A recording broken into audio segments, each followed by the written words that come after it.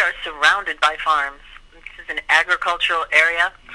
Lots of people growing things, but lots of hungry people.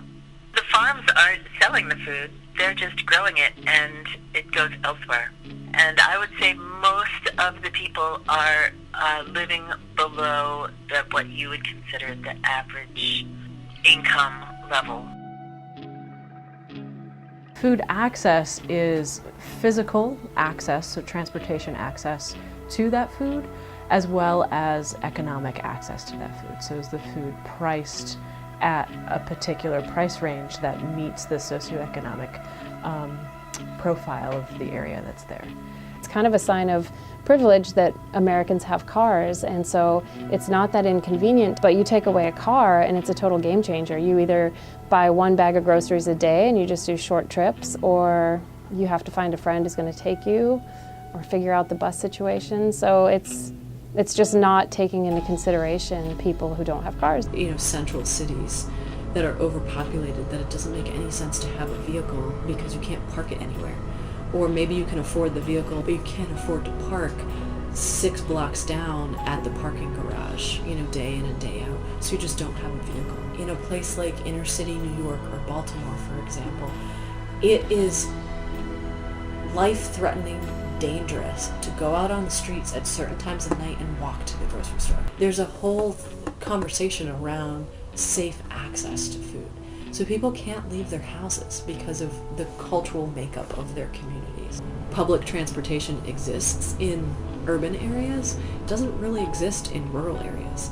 Me with a family of 3 people, we go to the grocery store and we bring, you know, 3 or 4, you know, the big reusable bags home each trip.